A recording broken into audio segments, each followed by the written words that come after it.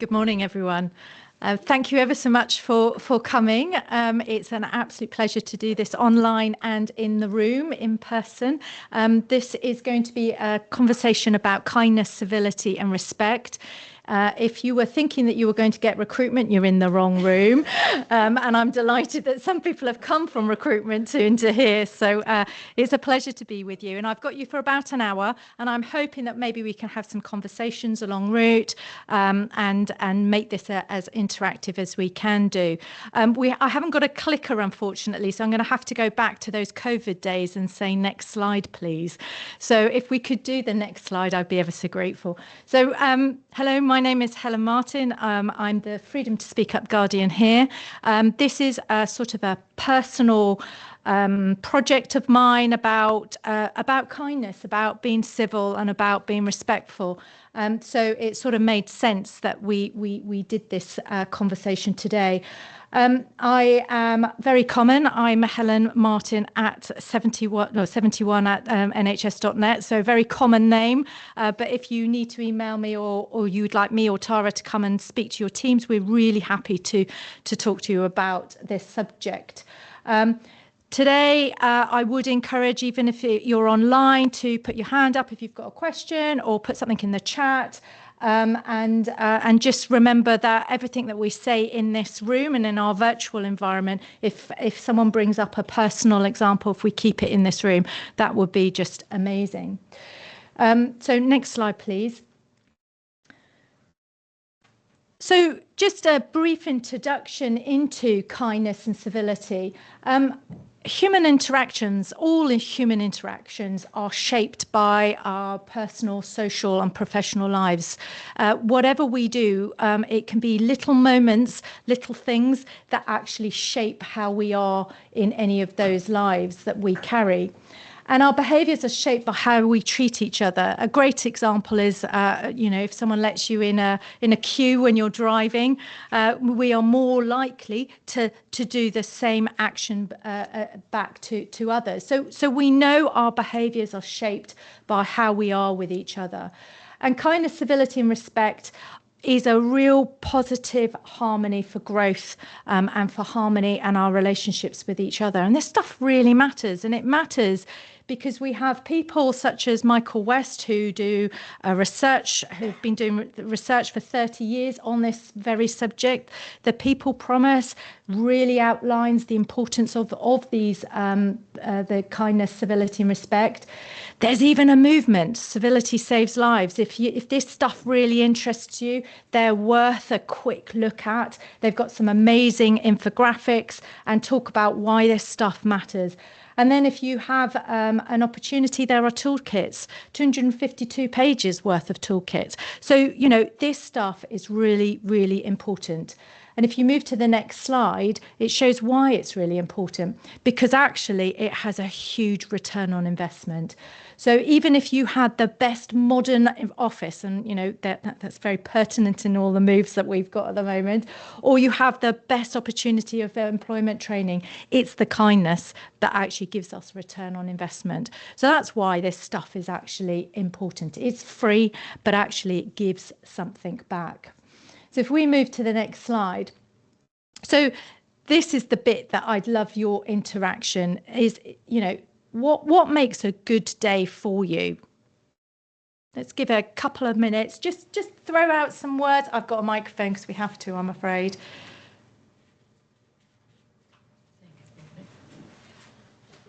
I got it. Turn it on.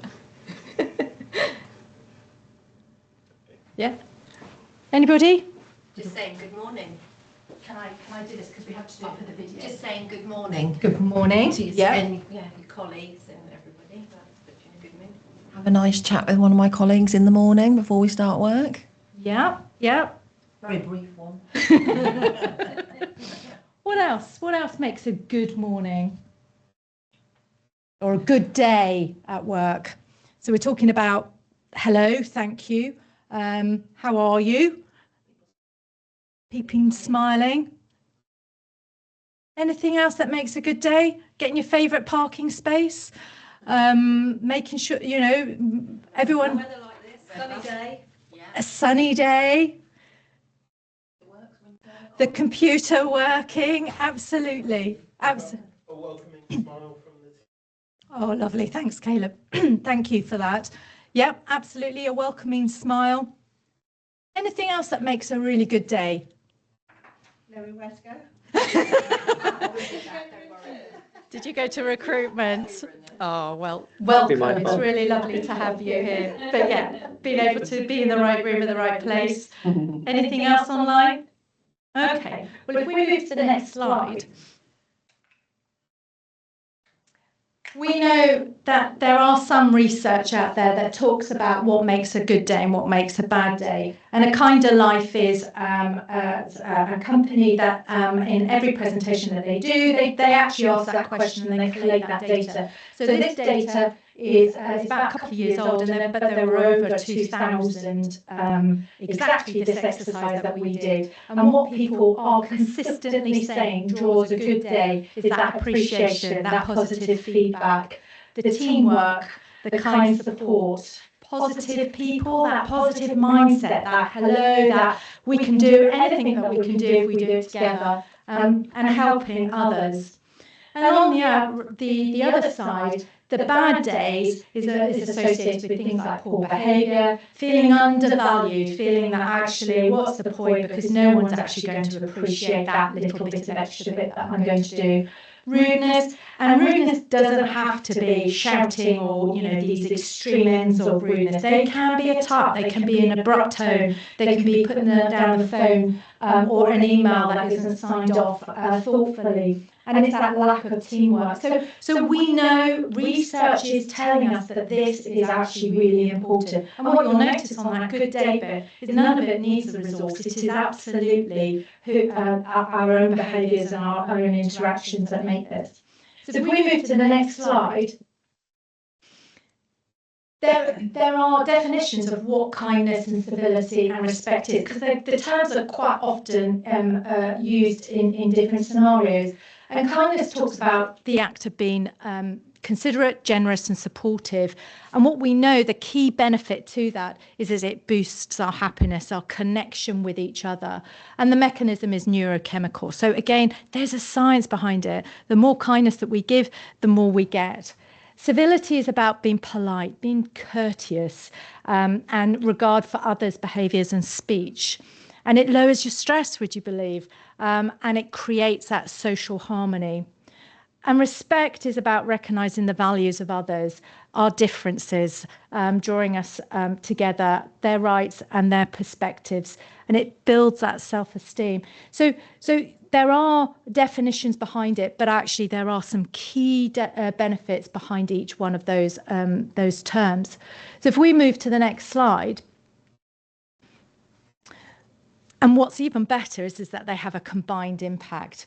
And that combined impact allows us to create a culture of safety and belonging. I'm not sure if you've heard of psychological safety. It's effectively synonymous with trust. If I feel safe, if I feel that I am working in a team that provides kindness, respect and civility, then actually I'm going to feel safe to raise things when I feel I need to. It strengthens teams, it creates better communication because we understand each other more, and it creates that resilience when we are in times of challenge. It encourages collaboration over competition because we're in it as a team. We all want the same outcome, and it shapes that behaviour of empathy and appreciation and supports mental health. And of course, in this day where mental health is something that we all have our challenges, and sometimes people have those challenges that are very quiet and silent, actually by being kind and by being civil and by being respectful supports that.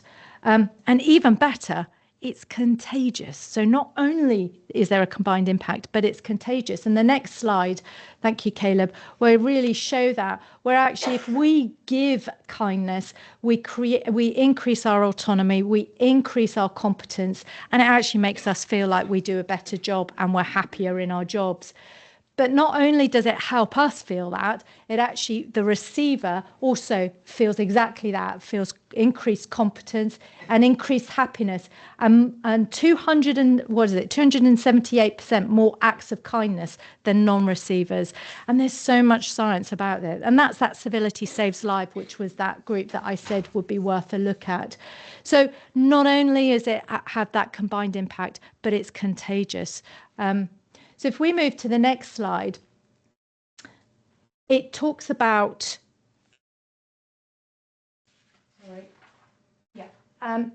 it talks about a model about why this might be the case. And Batari is just one model that exists. Actually, it's got an unknown origin, would you believe, but it is believed to have come from Persia in the middle of Iran. And what this does and what it's used is it's a great model to talk about relationships. It's a cycle of, well, some people call it a cycle of conflict. And how it works is if you work at the top of the cycle, it talks about my attitude. And attitude is something that is how I feel and how I'm thinking about something. It's often unconscious, and often we don't have an awareness of it. So sometimes we'll think that we are showing an attitude, but in actual fact, people aren't seeing what we think we're giving. So our attitude is something that then affects our behaviour, and then our behaviour affects your attitude, and that affects your behaviour. And you can see how it can go around in a circle. And if you move to the next slide, we'll talk through an example that probably hopefully pulls that out. So if, for example, and this was something that happened to me, is I did receive some good feedback from my line manager. I put a lot of work into a particular project. I wasn't getting very much back. And then once actually my manager did give me some really good feedback. And that created my attitude, which then resulted in it affecting my behaviour, because I went back to the department. I had a bit of a skip in my walk. I think I even bought a packet of biscuits, which for a dietitian is very, very rare. But we bought a packet of biscuits. I was definitely more patient, my behaviour. I was happy, and I was happy to answer queries. I was happy to be interrupted. And that created the team to feel more secure. Oh, she's in a good mood. Let's go and have a chat to discuss through some thoughts, some ideas, and they felt valued. And then that created that productivity increase. And you can see, can't you, about how that can happen very easily. And it talks about that fact where positive energy fuels a stronger teamwork and productivity. So my question really moves it around, if we move to the next slide, about, can you think of a time when perhaps the opposite happens, when your attitude is negative, and how that has impacted? So anything from the audience or online, can you think of a time where that Batari model might play out, where our attitude, our subconscious, has an impact on our behaviour, which then creates the cycle of conflict or relationship? Any ideas?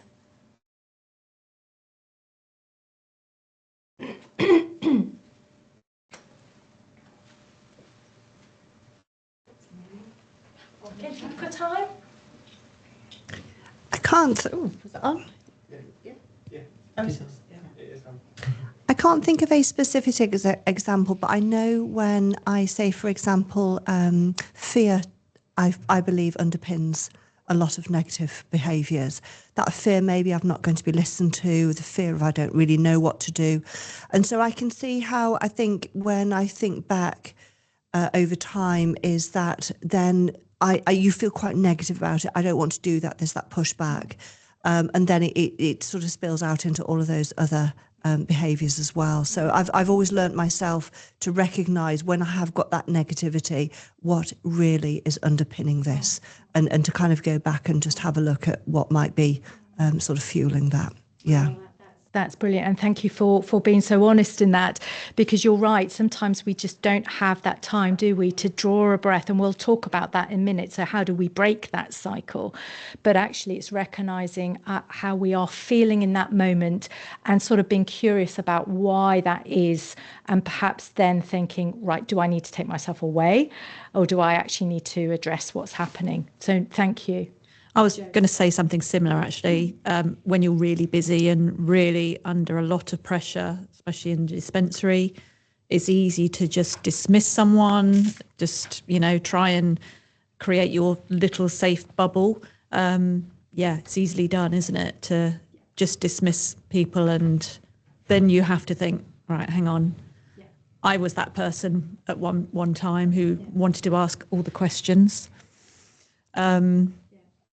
Just think about how your behaviour is, What you're describing is that behaviour because of that impact of your attitude, which is probably influenced by something else. Yeah. So I wouldn't say that I am always like that at all. I try and be as positive as I can every day, because I know how that affects the team. But there are times when it's just like, no, just leave me alone. I just need to get this done. Yeah. Oh. Any other ideas? Any other thoughts? Anything online? No, so far. Not so far. No, that's fine. Well, we can go to the next slide, which talks through my example. And this was a real example when I worked in pharmacy. I was late. My daughter got up late. There was cardigan gate going on at home. So I started quite stressed, and I was late. I didn't get the parking space that I usually get. So it created that attitude of feeling frantic and out of control. That was my attitude on this particular day. My behaviour was short. I knew. So Joe talking about that moment where I just couldn't, I didn't want to, I just needed to get my head down. I'd already had a couple of emails that I knew I needed to get out early, but hadn't. So I was abrupt. My tone was abrupt. So my behaviour was influenced by my attitude. And that behaviour influenced then the attitude of the team. They felt quite dismissed, frustrated, and frightened. You were talking about that fear bit. You can see immediately if you've got somebody in that team that is showing that behaviour, it creates that attitude of fear within us. And that created then the behaviour of the team, which was that productivity did go down. Everyone became a lot more defensive. And that was over what felt like a cardigan. Do you know what I mean? It was absolutely minute, but actually it had that huge cycle that then grew into something very big. Does that sort of resonate? Yeah. You've got somebody online as well. Do you want to? Oh, yeah. Oh, not very. I know. We just got a few comments from online as well. So not feeling like your view was acknowledged or considered means you withdraw from the conversation and perpetuate self-negativity, which may be perceived as unavailability to others. And again, not being valued, not treated like an individual, being patronised, not appreciated, you can end up feeling really negative. And then somebody else experienced somebody snapping at me previously, and I get really defensive and negative the next time I have to work with them. So this means that maybe I'm less productive, as I'm then expecting to constantly happen with that particular person again. Some really good comments online. And Hannah said, feeling psychologically safe is not only allowing and empowering others to feel safe to speak up about raising concerns and admitting mistakes, but also provides people agency to speak up positively, ask questions, share ideas, and be professional and interpersonally curious, all without fear of negative consequences. This is not a nice to have in work, it's an absolute must, which is why we're here today. Yeah, absolutely. It shows that power, that contagiousness. And I have to say, you know, that example that I use about Cardigan Gate, I genuinely thought it was my self-awareness was that I was all right. I was busy, but actually it seeped into being something very different, and it seeped into my own behaviours, which then impacted on the attitude of others. So again, you know, it can be very small, and it's really important sometimes when we're seeing those behaviours is actually to be quite curious about the attitude. What is it that's triggered this? You know, that isn't quite like you. Are you all right? What's happened? I think my colleague heard about the cardigan in full length, but you know that's it, you know, I'm trying to make it as something has been. It doesn't have to be a huge event to create that change in my attitude, and of course I'm not conscious as I should be. So if we move to the next slide, so how do we interrupt that cycle? That's the $1 million question, isn't it? How do we stop this just growing into something big and nasty and really difficult to unpick? And Batari does come up with some ideas. If you move to the next slide, thanks, Caleb. And they talk about this sort of decision point, the decision point before your attitude is sort of set. So if we're able to choose our attitude at that decision point where that star is, we can often make better decisions, which then impacts our own behaviours. So if you move to the next slide, because sometimes that's called engaging the brain or taking a moment to pause. They're both very, very relevant sort of scenarios that allow you to go, stop.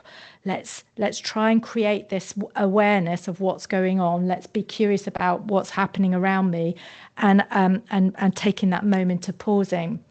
So the next slide talks you through some really good ideas, and they're not big, and they're probably you'll probably go to the end of the slide and say, well, that's really obvious, isn't it, Helen? But actually it's about deploying it and recognizing when we need to deploy it.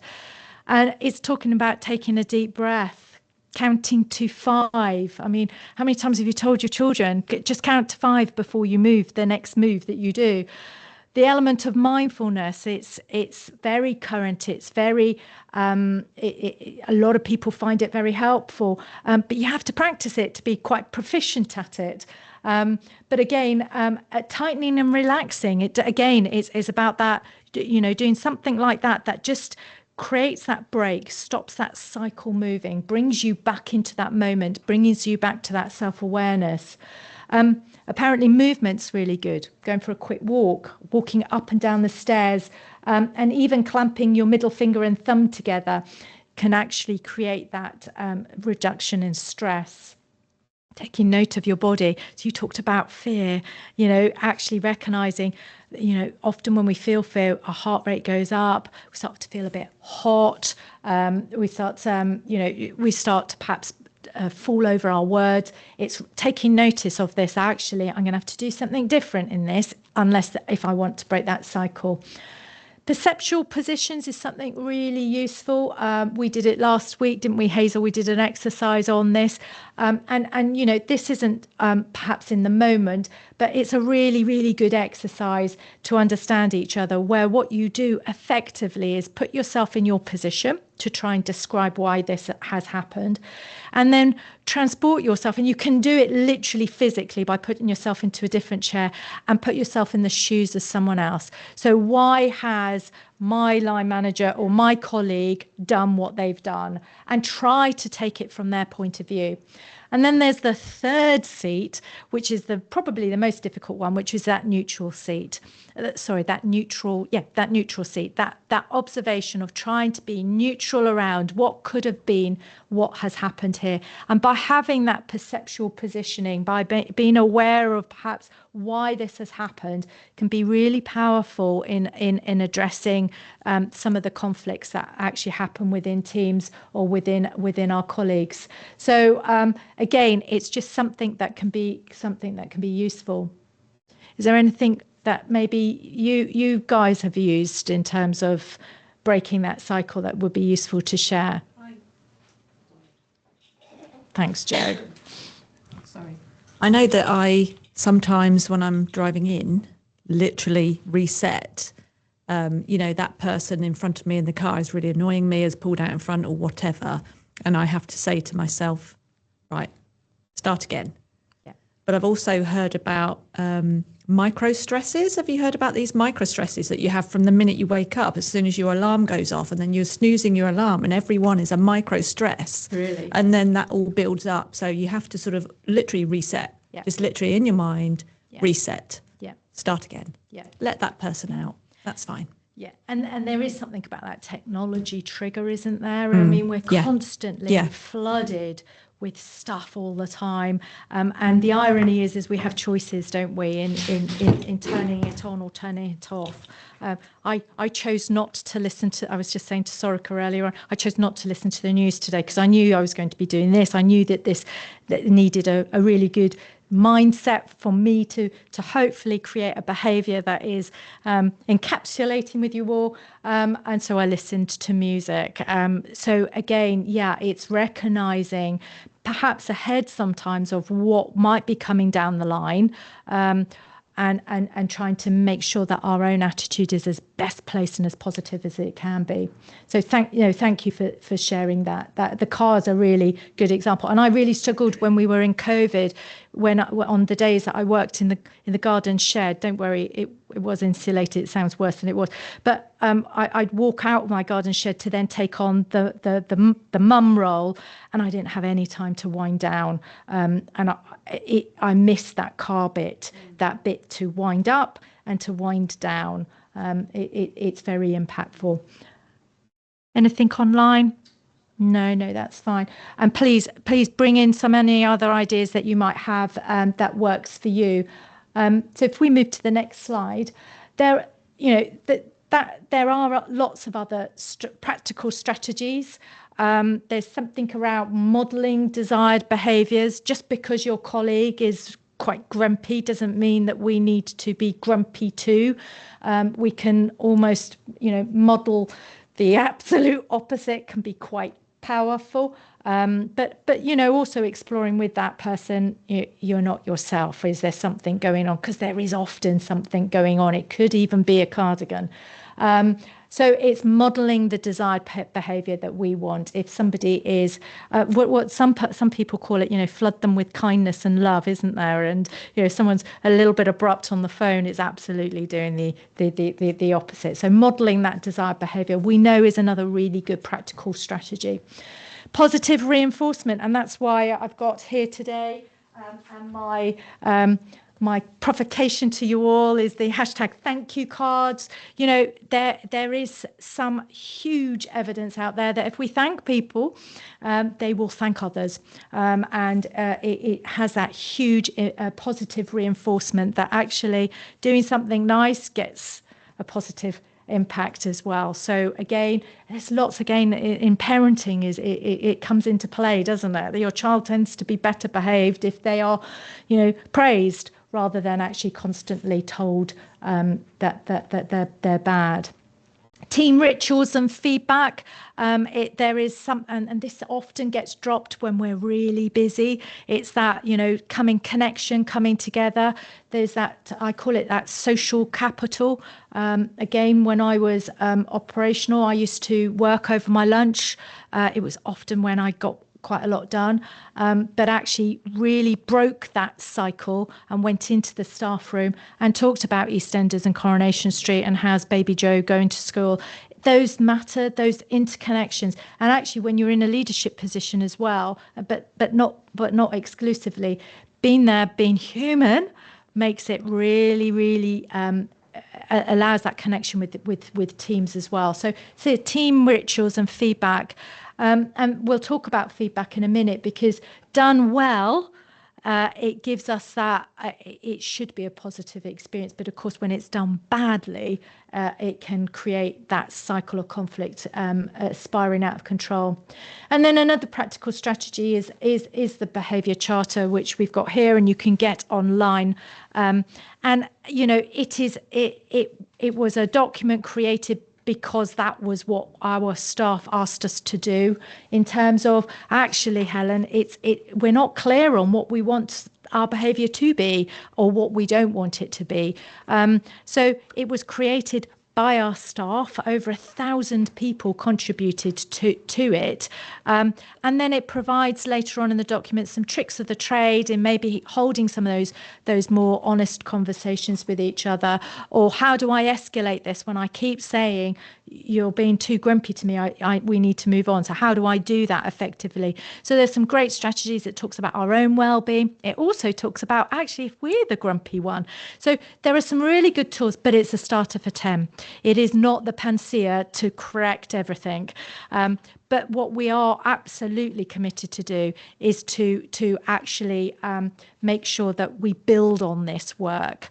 We're going to have a campaign which will link in with the bullying and harassment week in November, called Be Kind. You know, a 4-year-old understands what it means to be kind. So we're just going to go around the organisation, videos, have conversations, talks, whatever it looks like. We're still working through, but actually reminding us of the power of being kind, and the impact that it has.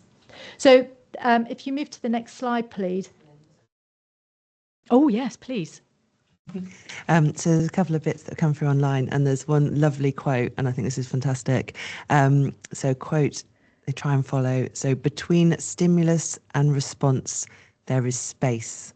In that space, there is choice. Wow. That's good, I isn't love it? it. And that would work really well in that pause moment. We all have choices, don't we, in that moment in time? Is my attitude going to be one way or another? I love that. And then somebody else has said that they use an app called Sound Off, which works like a voice note, and they use it to talk through their thoughts and get them out, usually in the car ride. It feels like their own personal podcast, although never actually listened back to the recordings. Just the active recordings help me mentally reset. Oh, I mean, this is what we want. We want this to be a social movement. We want the Behaviour Charter, the Be Kind campaign to be meaningful. I was determined not to be it to just be laminated up and to be used and weaponized as being a tool. It absolutely needs to be something that's collectively there to help us understand what we want from each other. And so those ideas, with your permission, we want to put them up, and so everyone can use them. So anything that comes in, remember I'm 71 of me, so you can just email me as well, or if you go to a course or a training and you've heard something, then we really want to share it. But you can find the Behaviour Charter on the intranet. It's on the front page because this stuff's really important to us as an organisation, and the board are utterly behind it. And of course, you know, we do hear feedback that we need to role model it right from the top, and I think we need to make sure that all of us emulate that in moving forward. So if we move to the next slide. This is the sort of the feedback bit, because feedback is absolutely essential. Sometimes, as I said, you know, when my attitude I think is absolutely fine, but absolutely is not probably hitting it for everybody, I sort of need that trigger for someone to say, actually, Helen, you seem a bit off. What's going on today? And that's where this feedback bit is really important. And what is often referred to is that informal cup of tea conversation. And I always think, well, how do you start that conversation? You're having a cup of tea. How do I actually say, you're being really off, what's going on? And actually what we're about to produce are some sort of really helpful open liners. You know, something like, I've got something to discuss with you that I think will help us work better together. And there are lots of those sort of open liners. But to me, once I start something, I get better at it. But actually knowing what a possible starter it would be helpful. It's been specific and vague. So saying, you know, Joe, you're I didn't mean Joe, Jane, you're being a real bully and really mean. that doesn't help anyone. It's been actually really specific. When you answer the phone, you came across really abrupt, and that made me feel like this. So being really specific, focusing on the behaviour, not the character. You're bad. We all want to be good. None of us want to come to work to be bad. So actually, we have to focus on what's going on underneath it. The I statements can be really helpful. We isn't always, we hide behind the word we quite often, but actually sometimes it's really important to say, actually, I think this, and inviting dialogue. Do you think we're working well together? Is this working? Is this working for you? Because it's not quite working for me. And interestingly, I had to do this the other week back, and it was following an email, and I had a cup of tea and sat down and just went straight into what's going on. Are you all right? Because that wasn't the person that I would expect. And there was something going on. There was something else going on, and we were able to have that dialogue together and try and understand each other a bit better. Now that doesn't always work. I remember some feedback I've given back and had a barrage of attacks back, which are then personalised and weaponised back to me. And that's when that psychological safety, all the other bits that we were talking about, is really, really important. So, this stuff isn't easy. I'm not saying it's easy, but actually by keeping it informal, by keeping it without any judgment, is the way that we really want to tackle things early, so they don't grow into something that I call intractable. If we move to the next slide, there is this chap here, Gerald Hickson. He works for Vanderbilt, which is in Tennessee in the USA. And he has been doing a cup of tea intervention trial and spoken to, crikey, nearly 10,000 conversations. And this is just a poster that can be quite effective in some of your, staff areas, where it just talks about having a cup of tea, raises awareness, it sparks dialogue, it encourages empathy, understanding each side of that perceptual positioning bit, and it drives behaviour change. And the startling statistic in that is that the trial says that 90%, there is a 90% reduction in repeated behaviour all over a cup of tea. So, it does work.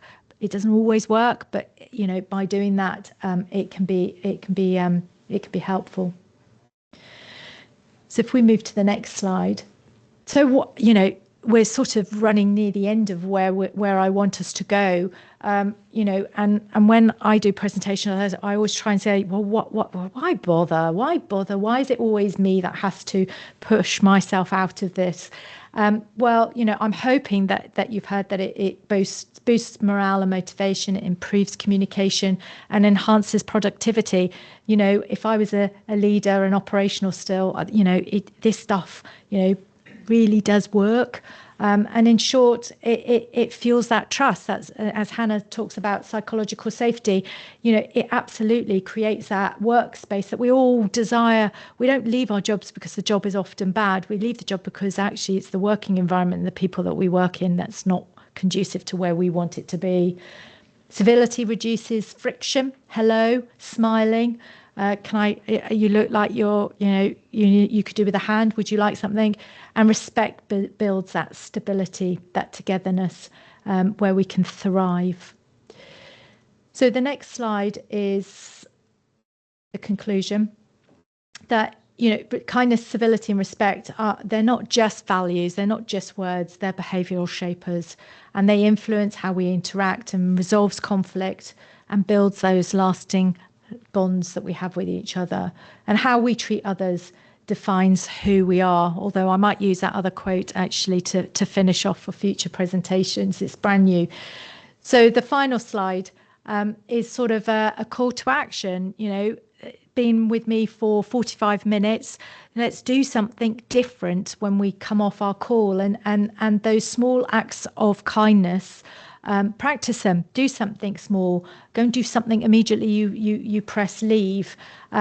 Choose civility in disagreements. If someone is absolutely going for you, take that breath.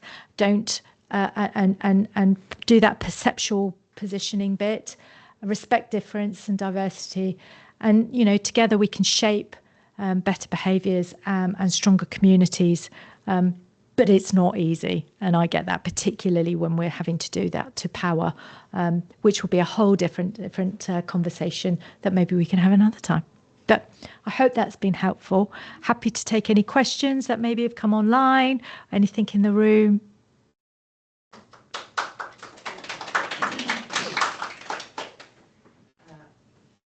Any questions in the room for Helen?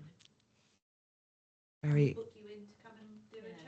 Yeah. So the question was, can we book you in to our work area to come and do a chat? And Yeah.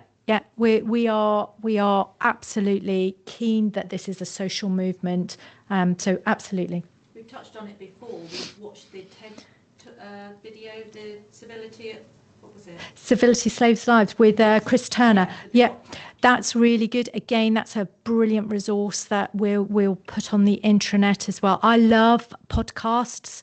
Give me a paper and I'm sitting there with matchsticks, trying to keep my eyes open. I can't concentrate, whereas a podcast is really useful. And for the Freedom to Speak Up team, we do a podcast club every month, and we pull out some brilliant, and Simon Sinek does amazing leadership ones as well. Again, I'm really happy to share those, and we can put that even on our new intranet to just help us have those conversations and be curious about why we find ourselves doing what we do. No, thank you.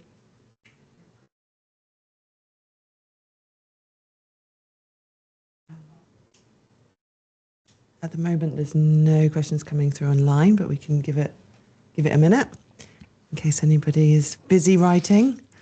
But thank you so much, Helen. I think it's such an important conversation that we are having.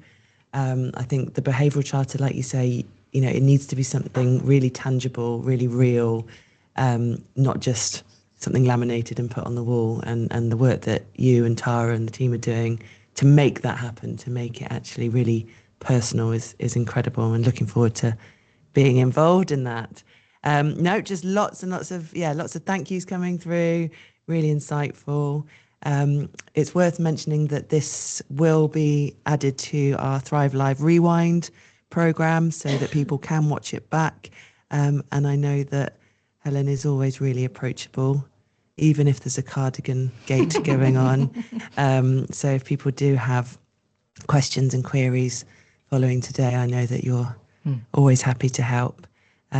So somebody's just said, which is lovely.